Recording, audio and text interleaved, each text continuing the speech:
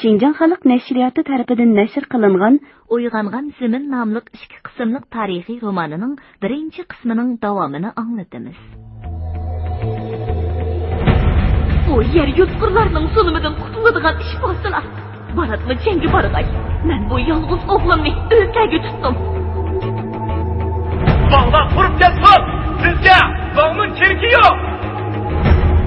Hay bo'lmadi. Yamanlikdan o'zingga hamroh bo'lg'ay. Sensa qo'lingni qonga palturmoqchi kelsan-da.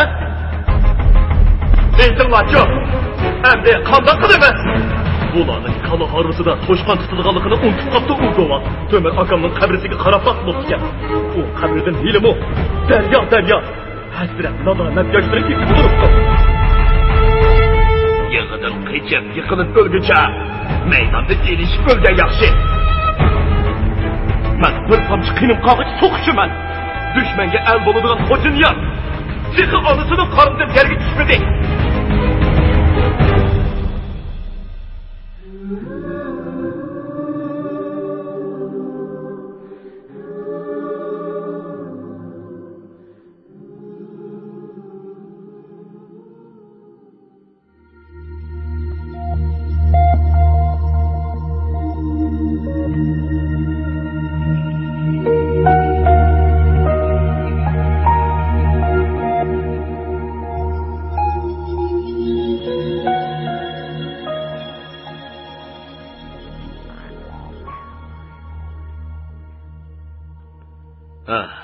Şundaq. Hammamizning yuragi go'shtin tutgan. Agar odamni odam izadigan ijtimoiy tuzum majbur qilinmagan bo'lsa, odamlar bir-birining qinini to'kmagan bo'ladi. Masalan, bo'rini olaylik. Bo'ra qonxo'rmaqlik bo'lgan bilan bir-birining qornini yerishmaydi. Chunki ularda ezilish yo'q. Odamlar orasidagi qon to'kilishga nomuvofiq ijtimoiy tuzum javobgar. To'g'ri aytdingiz. Ajim o'qimagan odam bo'lgan bilan bu masalada xuddi bir donishmandek fikr qiladi ekan. U bir jangda atlik bir joyga yetib olib, pilimot bilan 30 dak cherekni qiravatdi. Jangdan keyin men uningga chaqchaq qilib, ko'k bozotni bo'g'izlay olmay titragan qo'llari odamlarni qirishga titramaydi ekan ha dedim. Qiziqkansiz afandim dedi Aji. Men ularni qirmasam, ular bizni qirib tashlaydi. Qirılmaslik uchun qirg'uvchilarni qirib tashlash kerak. Aşı chaqdimi aytdim-ku. Qon to'kilmasin desak, qon to'kuvchilarning o'zini qonga patiritish lozim deb. Darvaqa, bu gapni hojining og'zidan bir necha qitim anglagan edim.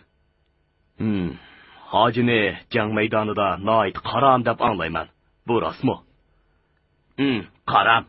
Botirligiga qil sig'maydi. Jangga kirganda o'zini o'qqa urdigan parvoniga o'xshib qoladi ekan. Men bir qitim uningdan xavotirlanib, Hoji aka, o'zir degan qo'shinning beshi bak oldiga o'tib olmaslar desam, qiziqkansiz afandim, har nimaning beshi oldida bo'lmaysa, orqada bo'lg'idakmi deb kuldi. Men uni chekib boqmoqchi bo'lib, xalqlar o'zlarini o'limdan qo'rqmaydi deydi. Rost o'limdan qo'rqmamdilar dedim. O, "Hey ahmoq afandim, o'limdan qo'rqmaydigan kim bor? Menga mo jon tatliq, ammo jondan kashmigicha jononga yetib bo'lmas degan gap bor. Ya jonga turg'uliq, ya jononga dedi." Qiziq. Bizning yurtlarda Xo'janiyaz hojiga o'q o'tmasmish. Jangdan qaytib kelib po'tsini yesa, qo'ynidan to'riqlab o'q tusharmish degan gaplar tarqalib yuriydi. Bu albatta aqlga sig'maydigan ish. Chunki hojim Shohnamidagi Ronitan emasda, ha? Ammo menimcha bu gaplar xalqning o'z ichidan chiqqan qahramonlarga bo'lgan umid, e'tiqod yoki cho'qinishdan kelib chiqqan bo'lsa kerak. Shundoq emasmi? Shundoq. Hojim to'g'risidagi bu gaplar qumildimi bor? Ammo bu gaplarning chiqishi tasodifiy emas. Birinchidan, siz aytgandek, xalqning oningga cho'qinishidan bo'lgan. Ikkinchidan bo'lsa, bo'ltir bo'lgan bir vaqa buningga sabab bo'lgan. Ha? Qani ayting'a. U qanday vaqa edi? Bo'ltir aprelda chereklar keng ko'lamda hujum boshladi. Bu hujum nihoyat qattiq bo'ldi. Biz bardoshlik berolmay qochdik va bir qancha bo'laklarga bo'linib ketdik. Men hojimning qismida edim. bu qismda 200dak odam bo'lib, ko'pchiligi bola-chaqa va qeri-cho'rilar edi. Biz bir yoqdan so'qishib, bir yoqdan chekinib, bir jilg'iga kirib qoldik. Chereklar jilg'iga ichkirilib kirishga jur'at qila olmadi. Jilg'ining ichida ilgari yengili tashlab ketgan tom uylar bor ekan. Biz uşaq balalar bilan qeri-cho'rilarni atiyazning izg'irin shamoldan dallanib, bir oz orom ilib olsin deb, shu uylarga joylashtirib qo'yib, bir kechini omon eson o'tkazdik. Atse kun chiqish bilan, ya'ni ishkirlab mangayli deb turganimizda, chereklar tuyuqsiz hujum boshlab qoldi. Ular bizning miltiq tutgan kishilarimizdan 3-4 hassa ko'p edi. Biz yana necha kundagidek bir yoqdan so'qishib, bir yoqdan chekindigan bo'lsak, ko'p chiqimga uchrab ketardik. Hacim shu ahvolni bayqidichig'i, chereklarni men to'sib turaman. Siz to'pni boshlab ketavering. Mening yilimda Mirol Margan qosilib bo'ldi deb buyruq qildi va o'zi bir qo'l pilimotni ilib, Mirol Margan bilan birga chereklar tarafga ot soldi. Uning mijozini bilgachga, men qarshilik qilmay, to'pni boshlab ketaverishga majbur bo'ldim. Orqamizdan birer soatgacha qo'yiq miltiq ovozlari anglanib turdi. Men bir yoqdan hojimdan ansirsammi, yana bir yoqdan uning omon eson qaytib kelishiga ishonatdim. Degandeklar, uzun o'tmay u bizga yetishib oldi. Biroq itidan ayrilib, boshqa bir otga minib ketdi. Uning ustiga 20 nechtal miltiqni bir otga otib yetilib ketdi. Omad degan shundoq nima ekan? Qarmonsiz. Faqat ikkili kishi shuncha cherekning oldini to'sib, chekindirib tashlabdi. Hammadan qiziq shuki, hojim yeshinayotganda uning ishki yeriga o'q tekkanligini ko'rib qoldik. Biroq bu o'qlarning hech qaysi uningga kor qilmabdi. Bir tal o'q uning beligidagi o'q xaltasiga tegib, shu yerda to'xtab qoldi. Yana biri jildkisining yanchiqidagi soatga qadalib qoldi. Bu ishlarni nurg'un kishilar ko'rdi. Menmi o'z ko'zim bilan ko'rdim. Shuningdan keyin Xo'janiyaz hojiga o'q o'tmaydi ekan degan gaplar tarqalib ketdi. Hatta xalq ichida hojini g'iyibni bilgidak degan gaplarmi tarqalib yuriydi. Mana, bu texim qiziq gapgan. Qani, oxirini so'zlang. Inqilobning dastlabida tog'liqlar orasida miltiq savdosi avj oldi. Bir 5 atarga yaxshi bir ot beribdi. Biz tuzgan harbiy intizom bo'yicha bo'lganda yigitlar cheriklardan g'animat olgan miltiqlarni shtabga topshirish shart edi. Biroq ba'zilar bu intizomga rioya qilmay, qo'liga tushgan miltiqni otga tegishatdi yoki kumush tangiga sotdi. Bu ishni vaz nasihat bilan cheklayolmay yuratdik. Bir kuni Bag'doshliq Yadiga Kemshuk degan kishi g'animat ilingan miltiqlarni shtabga akilib o'tib, 2 tal 5 atarni bir o'nkirga tiqib qo'yibdi. Buni hamrohlaridan biri ko'rib qilib, Mirol Marganga aytibdi. Mirol Margan hojimga ma'lum qildi. Hojim menga qarab kulib qo'ydi-da, Yadiga Jamshukni chaqirib keldi. Bu so'rinda 10 ta kishi bordi. Hojim qopqini silib, "Hey Yadiga, mang. Etanga minib berib, o'nkirdagi heliqi 2 tal 5 atarni. Rost, birining tasmasi uzuk, darhol akal" dedi. Yadiga tomda qetib qoldi. Uning mengish turmoq, gap qilg'idak majoli yo'q edi. Hojim masxira bilan kulib turib, "Bo'pti, mangudek haling bo'lmasa, boshqalar ekanson" deb 2 yigitni buyurdi. Ular hojim aytib bergan belgilar bo'yicha berib, miltiqlarni tepib keldi. Hojim qisqa sopliq Mo'ng'ul qamchisi bilan Yadigani savaşga boshladi. Biz orig'i tushib, aran ajirtib oldik. Shundan keyin Xo'janiyaz hoji g'iyibni biladi ekan degan gaplar tarqalib ketdi. Yigitlarmi g'animat olgan miltiqlarga xiyonat qilmaydigan bo'ldi.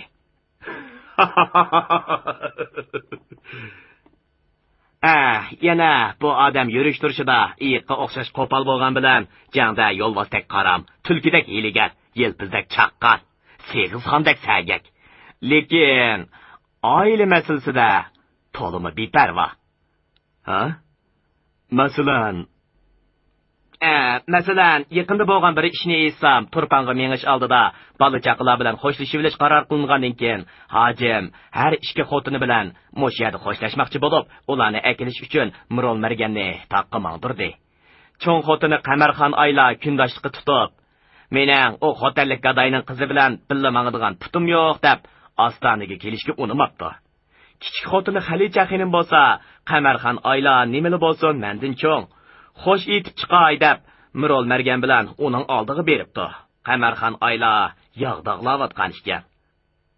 O'z kundishining kirib kelayotganligini ko'rib, qozonga yarim sopli suvni quyib etib, yotqonga purkinib yetyapti. Xalicha xinim Sumayning achchiq bo'sig'i chidayolmay, Mirol Margan bilan uydan qochib chiqibdi-da, bo'sog'i tuvidilar. Qaynamagan qazonlarning g'urug'i pishdim.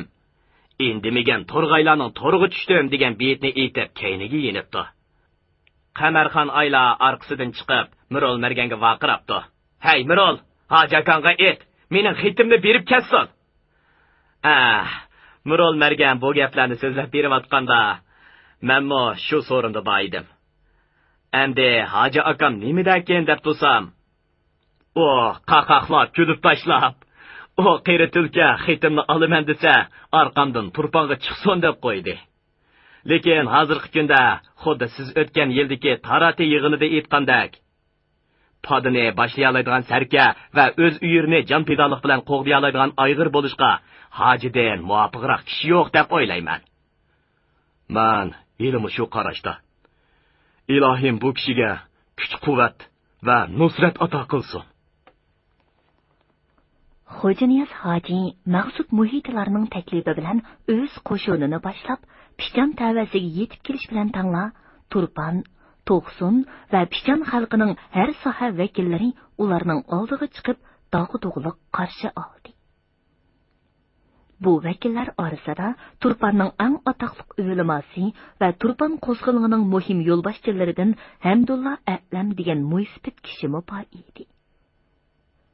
Shingsay hojilarning Pichan tavasiga kirganligini anglab, o'zining shtab boshlig'iga mundaq dedi. Yaxshi xabarkan. Endi bu tog' qoptilining karomatini ko'ramiz. O egiz qarliq tog'lar orasida bizni maymun o'ynatgandek o'ynatgan bilan bu tuzlanlikda o'jiga uchrab qolgan to'shqonga o'xshib qoladi. Mubada uni aldab, shahar sepilining ichiga akirib olsak, qafasga tushgan yirtqichning o'zini bo'lib qoladi dedi. Shuning uchun Pichoniga cheriklarga darhol telegramma bering. Men ittifoqcha uni qochirib qo'ymay, shu atrofda cho'gilib tursin. Biz atla butun qo'shin bilan Pichonga mongamiz. Bu kunlarda Mahmud muhiti bilan Mashiming qori shaharda edi. Maqsud muhiti Pichonga yetib kelish bilan ularni tezlikda bu yerga kelishga chaqirib, chaparman mongdirgan edi. Ular kelib, Qumul, Turpan qo'zg'olonchilari bilan bir yerga jam bo'lguncha, hojining qo'shini Pichondagi cheriklar bilan bir necha qapas elishib baqdi.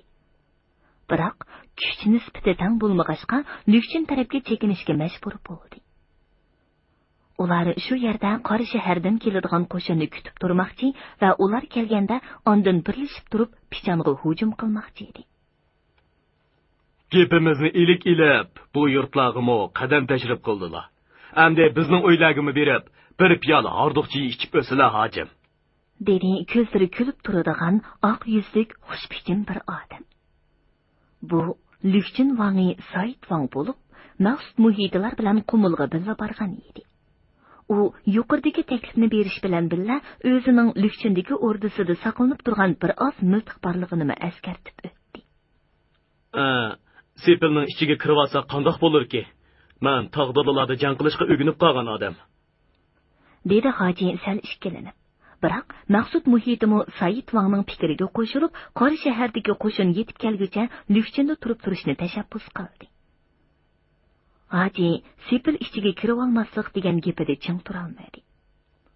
Ularning hech qaysi buningdan kelib chiqargan fojialik oqibatni xiyoliga keltirib baxmagan edi albatta. Ular Lükshin shahriga kirib ikkinchi kuni tong bilan tang zambiraklar gumburlab, hoy-to'y deguncha Lükshin shahri muhosiraga tushib qoldi. Shingsayning oq o'rislardan tarkib topgan to'pchi qismlari kichikkina shaharni qorg'i etib o'ynagandek o'qqa tutmoqda.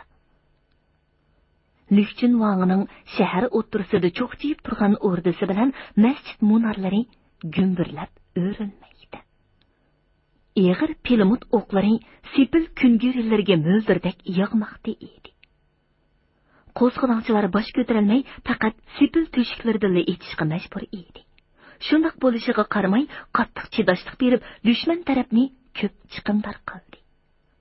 Biroq bu jarayonda nini yigitlar jinidan judo bo'lib, Lükchün sepili qonga bo'yaldi.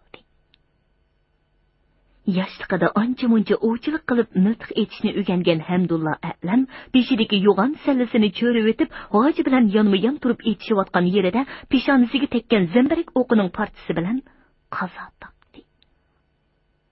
Uning ap-oq soqoliga uyib qolgan qon tog'lari tunji bahor quyoshining nurida anar donalaridek parqirab turadi. Jangning ikkinchi kuni yigitlarning o'qtallari qurib qolishga, ochliq va suvsizlikdan lavlari yerilishga boshladi. Sheriklari sepilg'i sho't qo'yib yamishib chiqishga kirishdi. Muhasirni bo'sib chiqishning zodi imkoniyati yo'q edi. Shundaq paytda hojimning kallasiga bir aql keldida qo'shinni yolg'ondan shimol darvozadan chiqib ketishga uringandek qilib ko'rinishga. Amaliyotda bo'lsa, janub darvozadan chiqib ketish uchun tayyorlanishga buyruq berdi.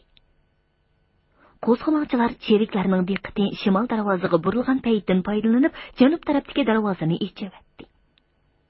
Biroq bu tarafdan darhol o'q yomg'irlari yig'ishga boshladi. Darvozadan birinchi bo'lib ot choptirib chiqqan Mirul Margan bilan hoji qo'l pilomotlari bilan muhasirni yerib yo'l ichib mangmoqda. Ularning orqasidan chiqqanlarmi bir yoqdan etib, bir yoqdan qiyoqas cho'qon bilan ilgirlamaydi. Egisiz qolgan otlar chulvurini so'rab har tarafga qochmoqda edi. Shu arada Maqsud muhitining to'riq eti ko'kirgiga tekkan o'qning zarbisidan dumilib ketdi. Atning tegida qolgan Maqsud muhiti o'zini o'ngshab bo'lguncha orqa-orqadan tekkan ikki tal qo'g'ishin donasi bilan osmon palak ko'tarilgan qilin chang to'zon ichida yo'g'on qo'y ko'zlari ochiq qolgan peti egarga yo'linib qoldi. Uning yenidan ot choptirib o'tayotgan kishilarning hech qaysisi uni ko'rmadi. Yoki ko'rgan bo'lsa-mu, har kim o'zi beshi bilan bo'lib ketdi bo'lg'ay, oxir bu odamning jasadimi necha o'nlagan jasadlar qatorida oshu to'piliq yo'lda qiliverdi. Shaharning shimol darvozasi tarafdagi egiz to'ngda jangga qo'mondonlik qilayotgan Shingsay qo'zg'olonchilarning janub darvozasidan chiqib ketganligini anglab, darhol ularni qovlashga buyruq berdi va o'zimi shu tarafga ot soldi. Biroq qum barxanlari bilan chatqonliqlarga yo'shinib o'zgirgan qo'zg'olonchilarning o'qiga duch kelib, nurg'un cherigidan ayrilgach, qafasdan chiqib ketgan bu qoplonlarni bir nima qilishga ko'zi yetmay orqaga yondi. Mudofiyasiz qolgan Lükchün shahriga bostirib kirib, ochchig'ini puhrodan elishga boshladi. Kichikkina Lükchün shahri o't ichida qilib, ko'ch-ko'ylar qip-qizil qonga bo'yaldi. Shu arada inaklari quyuq qora soqol bilan qoplangan egiz bo'yliq, o'ri ko'z bir odam janub darvozasining oldida yotgan o'liklar orasida Maqsud muhitining jasadi borligini Shingsayga ma'lum qildi. Bu kishi Turpan Shenyamul ochliq sengining daftarchisi edi. U to'qimdek bo'lib ketgan daftarni oldiga qo'yib o'ltirib, lan qo'yg'ili kelgan dehqonlarni rahimsizlik bilan qoqti-so'qti qilishga mahir bo'lganlikdan xalq uni Sang mullasi yoki Ro'zi mulla deb ataydi. Bu yerdagi mulla degan so'z uning ahli ilmiy bo'lganligiga emas, xalqni qoqishtishdagi mullaligiga qartilgan. Shingsay Qumuldan kelib Turpanni ishg'ol qilgandan keyin ko'cha-ko'chalarga orqa-orqadan bir muncha e'lonlarni choplatqizgan edi. Uyg'ur Hanzu tillarida yozilgan shu e'lonlarning birida qo'liga qo'ral olgan o'g'rilarning yo'shiringanlaridan birini tutib berguchiga 100 sar, boyirni ma'lum qilg'ichiga 50 sar tanga mukofot beriladi. Qo'ral tutmagan bo'lsa-mu, o'g'rilarning yaxshi gapini qilgan yoki ularga yordam berganlarni ma'lum qilg'ichilarga ma'lumlagan har bir kishisi uchun 20 sardan tanga beriladi degan gaplar bor edi. Ro'zi mulla bu e'lonni o'qigan hamon Abduxoliq Uyg'urni esiga oldi. Chunki shoir Abduxoliq Uyg'ur Ro'zi mullaning songa ochliq qo'yg'ili kelgan dehqonlarga qilgan jabr zulm va ishlatgan hiyla nayranglarini anglab, uning yuziga yo'lning cheti chatqonliq, Ro'zi mulla soqolliq, qiyomatda so'roqqa, elga qilmoq uvolliq Çaşqan yeydi pürlümey, issiq soğuqni ilg'imay, çaşqandınmı yamanroq, mollam yeydi kürülümey. Deb hajivil qilgan. Shuningdan boshlab Roza mollaga Sang Chashqani degan laqabni qo'yilib qolgan edi. Roza molla ana shularni o'ylab, Mana, o'ch ilishqimi, pul tepishqimi fursat keldi. Dedi-da, qilin bir parcha xotin qog'oziga shoir to'g'riliq chiqim yezib, Shinsayning to'ngchisiga topshirdi. Uningda shoirni qo'zg'olonning muhim tashkilotchi va tashviqotchilarining biri deb isbot uchun uning xalq ichiga naqshi bo'lib tarqalgan Ochil nomli mashhur she'rining to'liq teksti naql qilingan edi. Shinsay shu materialga asosan shoirni qora tizimdagilarning birinchisiga yezib qo'lga oldi va Roza mollaga va'da qilingan kumush tangalarni sanab berib, ya'ni yangi vazifalarni topshirishga boshladi.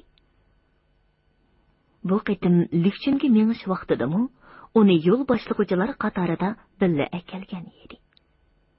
Bu odam bugunmi Shinsayga sadoqat bildirib, Turpandagi o'g'rilarning boshlig'i va xo'jani yozib boshlab chiqqan odam mushu. deb Maqsud muhitining jasadini uningga ko'rsatib qo'ydi. Shinsay marhumning jasadiga birdam qarab turdi-da, Xo'jani yozdimi, shu holatni ko'rsam yaxshi bo'ladi, dedi. Ondan sazoyi qilish uchun uning beshini kesib olishga buyruq berdi. Bir cherik buyruqni darhol o'rindadi.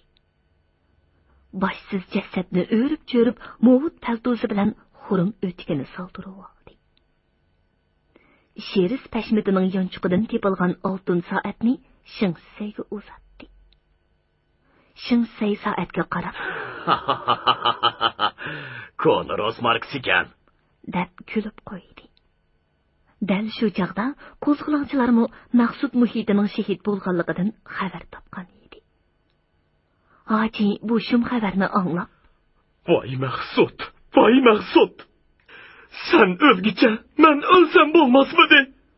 deb xuddi bo'tisidan ayrilgan tugidek bo'zladi. Uningga agishib, butun qo'shin qon yig'lab, hosi etishdi. Shu arada kimdir biri, "Izzat qarindoshlar emas. Mushu la'natdagi shaharning ichiga kirib, put qo'limizni tushab qo'ymagan bo'lsak, muncha dishvorchilikqa qolmas edik", deb tashladi. Said Wang nima deyishni bilmay yerga kirib ketgudek bo'lib ketdi. Uning baxtiga oqsoqol bir kishi qiroat boshlaydi. Hojimu ko'z yoshlarini surta to'pning orasiga cho'kib, beshini aydi. Qiroatning cho'llikni qoplagan mungluq ritmiga qo'shilib, uning nefis lavlari titrayotgandek ko'rinadi. Taqdir. Hammasi Xudoning irodasi, deydi u o'ziga tasalli berib. 1933-yili 3-oyning 13-kuni. Bugun atigandala osmon gumbazi xuddi kambag'al molchining isishib ketgan kigiz uyidek bo'zirib oldi. Osmonga qaragan kishining ko'ngli ixtiyorsiz g'ash bo'ladi. Her yili bu chaqlarda allaqachon illiq bahor boshlanib ketadigan shahar ko'chalarida nemishqadir yilgacha achchiq sovuq shamol gurkirab, ko'ngilga ansizchilik soladi. Bulang-talang va yong'in vaqtida xarobiylikka aylangan ba'zi uy imoratlardan yilimu shayxsiz qolgan tashlandiq ko'ni mozorga o'xshash shamol uchib turadi. Lag'aylab yurgan tayyor toplarni hisobga olmaganda, ko'ch-ko'ylarda odamzod soyisi sirak ko'rinadi. Savdo do'konlarining mutlaq ko'p qismi taqoqliq edi.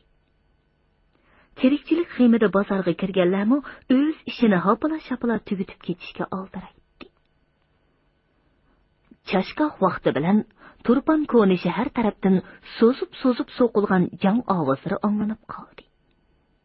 Qalishlarini yalang'ashlagan 30dek cherik qo'llari orqasiga bog'lanib, putlari kishanlangan 10 necha odamni oraga elib ketayotdi.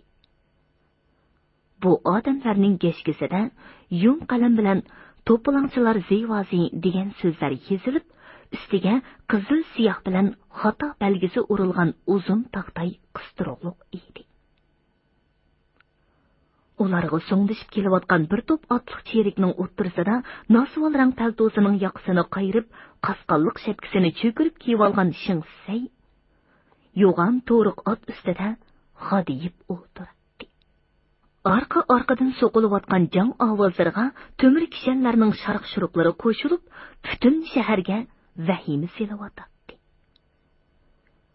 Atdigandan beri cho'ldarab turgan ko'chalar birdanda odam dengiziga aylanib ketdi. Odamlar to'pi chang-to'zon to'zdirib, cheriklarning ichki yenida saldak oqatdi.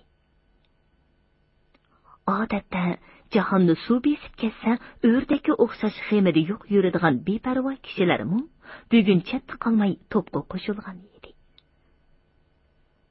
Necha yuzlagan ko'zlardan yomg'irdak yosh to'kilib, dod-faryodlar talakka yetmaydi. Necha yuzlagan qo'llar go'yo bir mo'jiza bilan bu mahbuslarni jallod qilichidan qutuldirib qilishga qodirdek havoda pulanglamoqda. Mahbuslardan eng oldida ketayotgan ikki kishining og'ziga loti tiqiliq edi. Ularning biri egiz bo'yliq, egiz bo'lgandimi har qanday kishidan egizrak va qatong'ur kelgan kayki soqol, o'ri ko'z odam bo'lib, bu hammaga tonish bo'lgan Temir Jisa degan kishi edi. U Yamulning jisasi bo'lishiga qaramay, ömür bo'yi puhralar tarafida turib, beydorilar bilan aytishib, o'zining adolatparvarligi bilan atoq chiqargan. Shuning uchun mu yurt ichida hurmatga sazovor kishi edi. U yilmu qaddini tik tutib, iloj bor cho'ng-cho'ng qadam tashlashga tirishadi. Yana biri qaddi qomati to'limi kelishgan, yumaloq yuzlik, chiroyli yigit bo'lib, uning qop-qora qo'y ko'zlaridan o't chachrab turadi. U shoir Abduxoliq Uyg'ur edi. U har bir qadamda degidek tumshiqini mo'rsiga surkib, og'zidagi lotini chiqarib etishga, ehtimol biror nima deb varqirashga tirishadi.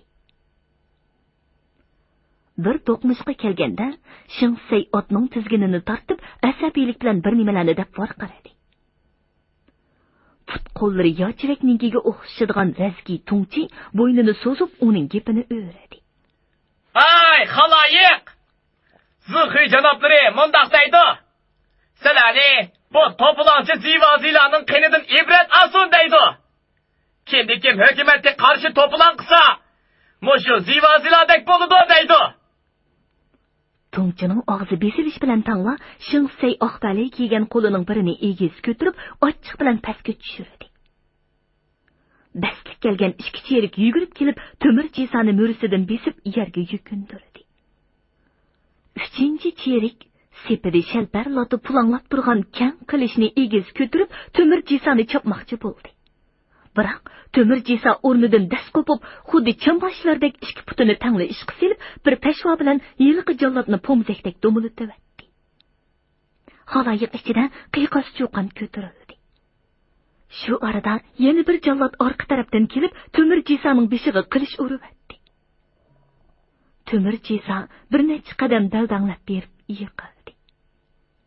Jallodlar uni necha pora qilibdi. Arqadilla ular oq bo'y kiygan cho'ng yoshliq bir kishi bilan qizil yuzlik bir yigitni chepibdi. Bularning har ikkisi yerlik xuyzular edi. Yana bir do'qmishga kelganda 5 kishi chepib tashlandi. Shu yo'sinda musulmonlar zich joylashgan yangi shaharning markaziy ko'chasiga kelguncha yana bir necha odam jinidan judo qilinib, yolg'iz shoir Abduxoliq Uyg'urlik qoldi. U og'zidagi lotini bir iloj qilib tukurib tashladi-da, Shingsayga qarab xanzutida varqiradi. Hay, istibdodning homiysi bo'lgan yalmog'lik jallod! Inqilob yolqinini sen qon bilan o'chirolmaysan. Tanglik, ozodlik yo'lida to'kilgan bu qutuq qonlar dengizida cho'qim halok bo'lasan, cho'qim! Yo'qolsin istibdod! Chop! Birinchi qilich shoirning o'ng mo'risiga tegdi. Yaşsın azatlık! İkinci qilich sol quloqni kesib berib, kechgisiga to'xtadi. Yaşsın inkılap! Hoş qarindoshlar! Uchinchi qilich bilan shoirning boshsiz qolgan gavdasi yo'g'on terakka yo'linib qoldi. Tova. Odam deganning qini shundoqmi jiq, shundoqmi qizil bo'ladi ekan. Xuddi tog' bag'rida echilgan lolaning o'zi. Egiz tashtoqliq masjid bilan hayvatlik butxona orliqidagi maydon. Go'yo bo'ron so'qiyotgan gulshandagi qizilguz chechaklar bilan qoplangandek bo'lib ketdi. Maydon atrofiga to'plangan qiyrilar turmoq, yosh yigitlar, xotin qizlar, ushoq bolalarning ko'zlari yig'idan shalpardek qizirib ketdi. Atsi atdiganda Shingsay o'z qo'shinini boshlab Urumchi tarafga oldirash menib ketdi. Chunki shoirni qatl qilishdan 4 soat burun Jinshurining o'zidan Darhol Urumchiga qayting degan mazmunda jiddiy telegramma kelgan edi. 2 kundan keyin Hoji bilan Mahmud muhitining lashkar tortib kelayotganligini anglab, Turpanni saqlab qolgan cheriklarni Urumchi tarafga ketishdi. Turpan shahri yana qo'zg'olonchilarning qo'liga o'tdi. Murol, sen bugunla bir necha odam bilan Lukchinga mong. Shehidlarning jasadlarini tepib, boshqadan yerlikka qo'yinglar. Marhum Maqsudboyning jasadini. Hay. To'niy olasanmi? To'xtab tur. Ishchiga yo'lliq shoyi ko'ngla kiyib olgan, turgan. Shuningga qarab jasadni topgandan keyin ostoniga yetkazib kel. Beshini bir iloj qilib topirmiz. Marhum o'zining kindiqini to'kilgan yerda yotsin. So'rinda o'ltirganlardan nepis oq kiygiz qalpoq kiyib olgan, shalon qo'ng'ir soqolliq gavdalik bir odam o'rnidan turib, "Ma'qul ko'rsalar, Lukchinga menmi boray?" dedi. Uning astarlik qora chepar qutpashmat ustidan mahkam bog'lab olgan kang tasma potisi. O'ng yinidagi mavzir bilan so'l yinidagi uzun rus qilichi uni olay yetarli hayvatlik ko'rsatib turadi. Biroq uning oqsiriq kelgan salobatlik chiroyida xuddi kutilmagan bir hodisa bilan eng yaqin kishisidan judo bo'lib, cho'nqur g'am qayg'uga cho'mgan kishining chiroyidagidek ochiq hasrat alomatlari aks etadi. Hoji uning gapini anglash bilan darhol o'rnidan turib, olqinini uning kang yelkasiga qo'ydi-da, xuddi tasalli berayotgandek yumshoq talaffuz bilan: "Bo'pti, ukam. O'zlar bosila texmi obdan bo'lg'udek", dedi.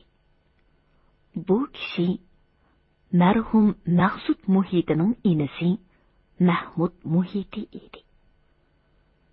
Shuningdan keyin Mahmud muhiti o'g'loqchi Mansur boshliq 5 yigitni elib, Mirul Margan bilan Lukchinga yurib ketdi. Atsi Hoji shu kungi peshin namozini shoir Abduxoliq Uyg'ur qatl qilingan maydondagi masjidda o'qidi. Bu masjid bino bo'lgandan buyon hatto juma va hayit namozlariga bugungidek ko'p odam yig'ilib boqmagan edi.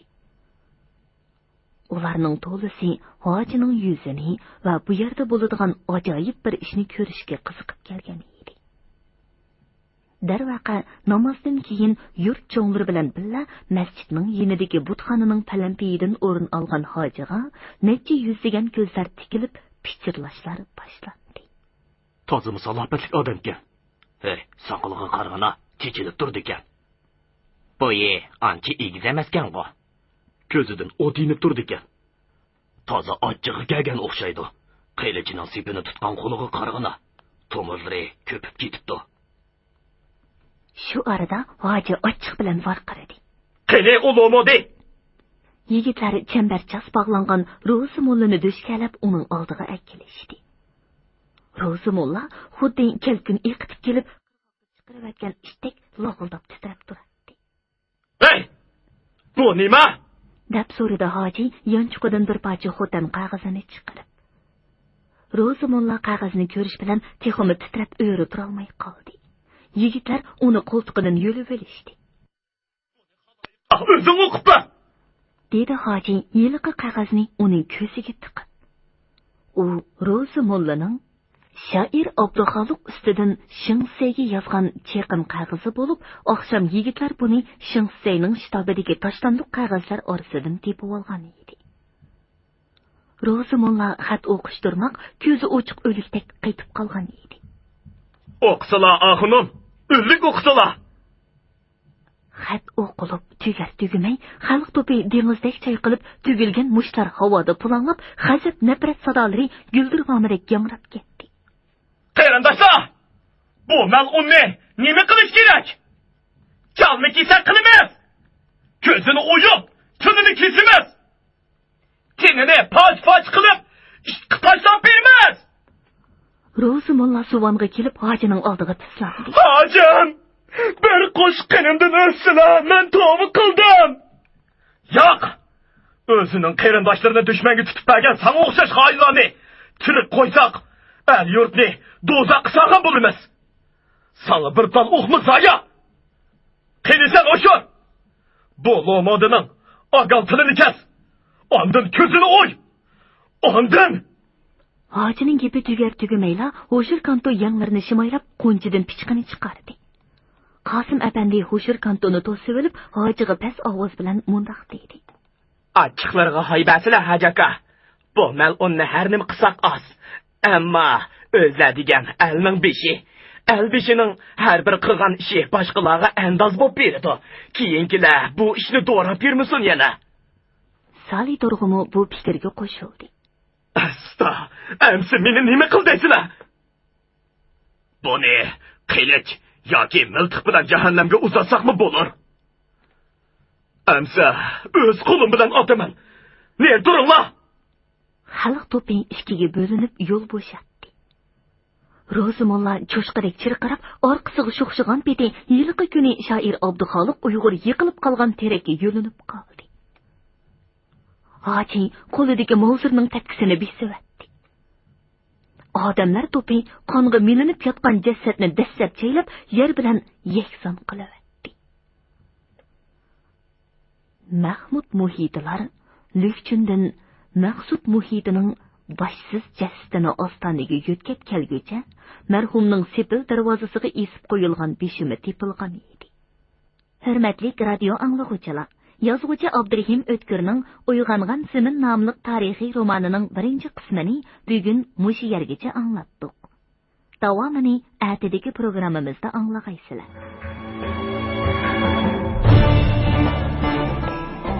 O'z yolg'onchi kazzab. Hojim bilan jang qilg'isi yo'q ekanmish dedi. Xabarvar bo'lganligini qaramagan. Tomon xalqiga qilganlarni unutib qoldi ekan. Xotin kishidak yuziga ushpag'anlik surib, qosh ko'zini o'ynatmay, jang maydoniga chiqsin. Minglagan qarindoshlarimizning qonini to'lasin. Men qisas olmay to'xtamayman. Aka, men rostini o'zlarim ko'rib o'tamanmi? Bu ishda umuman tushunmam.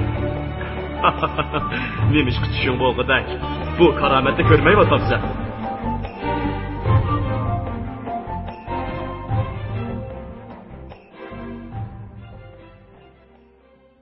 Bugungi programmamizning diktorlari Dilnigar Hasan, Salihjon Ro'zahoji, Mahira Abdurashid, ovoz texniklar Po'lat Tursun, Tohir Yasin, mas'ul muharrir Ilhom Mahmud, Abdurasul Abdurahim, bosh nazoratchi Gulbahor Xo'pur.